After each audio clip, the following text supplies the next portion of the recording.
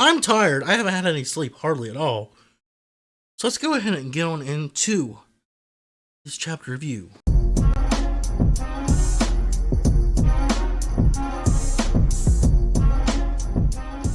One Piece, chapter 1046. This chapter is titled Raizo. Hey yo, what the? The Supreme Mizukage. The man that makes Naruto Uzumaki, the 7th Hokage, look like doo-doo. Let's get on into this chapter. I'm going to, once again as always, be putting the TCM translations on the screen, but I'll be reading towards you verbatim the official Viz Media scans. So this chapter of One Piece.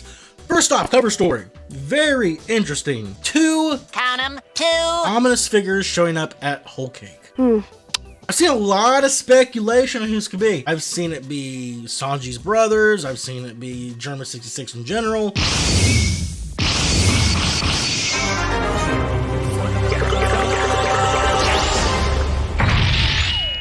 But I've also heard it could be Blackbeard's crew. That would be interesting. Very interesting.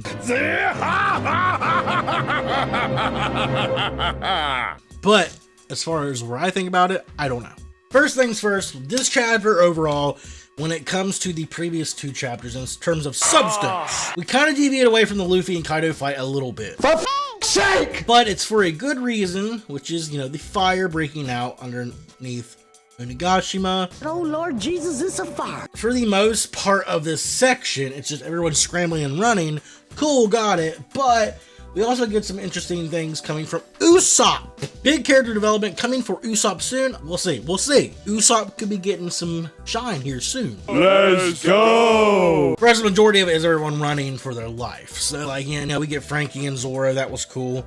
Zoro's still unconscious on Frankie. Wake up! I don't know if Zoro's gonna make a comeback this arc, because like I said before, he's still fighting death. I've had some feelings that possibly, because Luffy obviously, even with this Gear 5 Looney Tune type nonsense he's pulling off, even though it seems he has the upper hand on Kaido, Luffy is obviously running out of steam. Does Zoro get a power up to help Luffy beat Kaido? Huh? I don't want to say yes or no and like sound idiotic or just sound kind of silly. We'll see. I don't know though. Could be Zoro doesn't wake up or come back until the next arc. But the main meat and potatoes of this section is about our boy Raizo.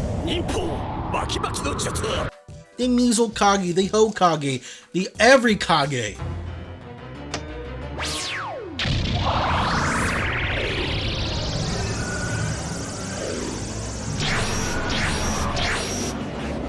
The man himself, the man who solos the Naruto-verse, Boruto-verse, Otsutsuki are nothing compared to this man's presence.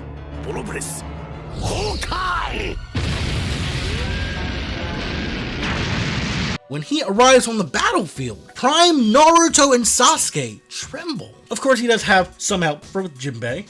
Jinbe, also impressive stuff, yeah.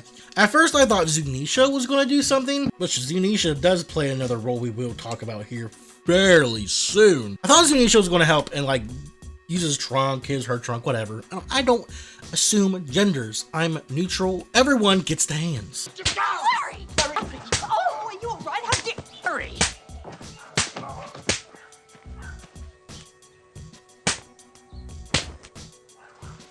Zunisha, I thought for sure was going to lift their trunk in the ocean, lift it up and just spray it. But Goat Raizo himself uses a jutsu called Elephant's Bath. And Jinbe follows up while inside of this jutsu with Ocean Current Shoulder Throw, which sends all of this water, which encompasses everything in its sight when it comes to the flames. And it puts out this monstrous amount of flames. It is very, very impressive. Jinbe and Raizo MVPs for this chapter, I would say! Wake up! If not the last panel. We have been hoodwinked, bamboozled, led astray, run amok, and flat out deceived. Even the GOAT Raizo and his subordinate in training Jinbe could not touch the absolute level of tomfoolery that one Monkey D. Luffy performs. To this day! Momonosuke needs to make clouds. It seems Kaido is at his limit. The clouds he's using are starting to dissipate. Allegedly, I don't know. In the TCM scans, Yamato says that Kaido is nearing his limit. But, in the official Viz Media, that is never stated. So that was a lie. Never, it's never stated. I don't know. So that was definitely a major dialogue change from the TCM to the official Viz Media scans. Where it goes from there, we don't know. Now that we've talked about the two other things and got them out of the way, let's talk about the continuation of Luffy and Kaido. Yes.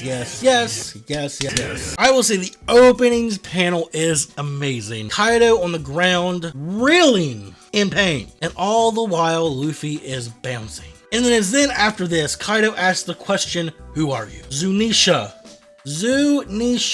Every Naruto fanboy, fangirl, fan-tard, fan-cat, fan-dog, fan-bird, fan-elephant, fan-tiger, whatever fan you are of Naruto that have been talking smack. Stop it. Talking that good smack. Oh, you've been talking about it for the past few days. How One Piece fans are biased because now Luffy is this reincarnation of Joy Boy. No. This chapter just puts y'all... Naruto fans are on their deathbed now. They're on life support. They're on oxygen. And we need to, as a One Piece fandom, do the honorable thing, do the humane thing for all Naruto fans in the world, and pull the plug.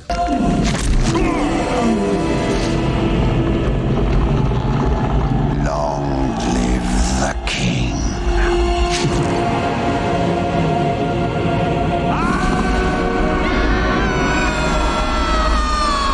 Luffy is not in the same camp as Naruto. I was kind of alright with the idea of Luffy being a reincarnation, even though I really didn't like it that much. But I swallowed it and I was like, you know what? I trust Oda. But Zunisha just completely destroyed that whole argument within only a few mere panels. I like where this is going. Zunisha and I quote, how long it's been since I heard this rhythm. Joy Boy, oh Joy Boy. It's as though you're right there. My heart is dancing. I cannot help but feel that fate is at work. I cannot help but put my hopes in him. It's as though you're right there. But he's not!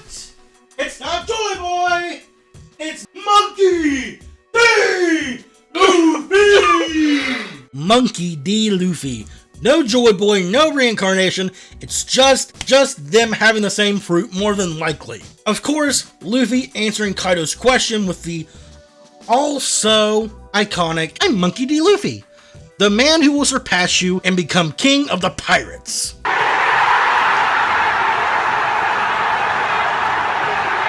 Luffy and Kaido next, just exchanging blows. Kaido with the Kundali Dragon Swarm. Very cool stuff. And he hit Luffy quite a bit too. Like, he hit Luffy like a good bit. Like, so once again, either Luffy's taking these willingly and it's not hurting him, which I highly doubt, because we've been shown from the past couple of chapters, Luffy's still getting hurt. Is he more privy to take attacks? Is he more confident? Not sure. But you can debate whether he's taking them on or not, or he just can't dodge them. I'm going to go with the camp that maybe Luffy just can't dodge them, because we have seen Luffy is clearly at his limit. I want to talk about Luffy attacking Kaido back, and I believe all of them are body shots, and he was rubberizing his body throughout each punch. Really comes into question, do these punches, since it rubberizes his body, do they cause more internal damage? I believe that makes sense, to some degree, I believe. Because it does seem like these punches are hurting Kaido a lot more than regular punches Luffy was doing beforehand. Once again, you could also chalk it up to, to Gear 5, he's more powerful. But I just feel like these punches, they're doing more internal damage than they are external. The scene of Luffy grabbing his crotch when Kaido uses the demolition gust, that was funny. Straight up Bugs Bunny type stuff. Very cool, I laughed, but that's also another prime example of me saying this is going to be a serious fight with some comedy elements. It's not going to be full comedy overtaking the seriousness of the fight. I believe that was just to showcase the first couple chapters. That's fine, that's cool. And I believe this is going to be the same throughout the entire fight, and any other fight Luffy has up to this point, or past this point, for the rest of the series. Enel, Enaru, whatever you want to call him. I didn't know. I did not know. This man had a son. This man has a child! An illegitimate child! That he shares custody of with one Monkey D. Dragon! The last panel we see Luffy and Kaido about to clash. And Luffy grabs Yoink! a bolt of freaking lightning. That is crazy. Luffy grabs a bolt of lightning. And he can rubberize lightning. My God! And to put that into perspective, lightning is hotter than magma. Oh, Akainu, we're coming! We coming! Yes, sir! And then the last shot, Luffy and Kaido smiling. Both of them obviously are at their limit. Luffy's sweating. I believe we're going on break next week. I'm not sure. I'm going to go ahead and say there's a break next week. If there's not, I'm wrong. Cool. But just based off that, I'm going to say there's a break next week. We're going to get a full color spread. Looking forward to that. And that was a chapter overall. So overall, the chapter, pacing for the most part, fairly well done. Art great. Raizo and Jinbe doing what they do and being chads among men. Can Yamato quickly learn to use these clouds to help lift Onigashima before it falls? Once again, what happened next chapter? Not entirely sure. And then Luffy and Kaido. Will this fight end next chapter? It possibly could. It is really looking like it. That last panel really looks like it's about to be ending next chapter, with the statement of Onigashima is going to fall, or it's about to fall. It could happen, man. I don't know. But overall, the chapter, that was my thoughts. So overall, I give the chapter a rating of A. A+. It's a phenomenal, fantastic chapter. And that's it, I'm done. Let me know what you guys think down in the comments down below. Make sure to like the video, subscribe to the channel, and hit that notification bell. Join the notification squad.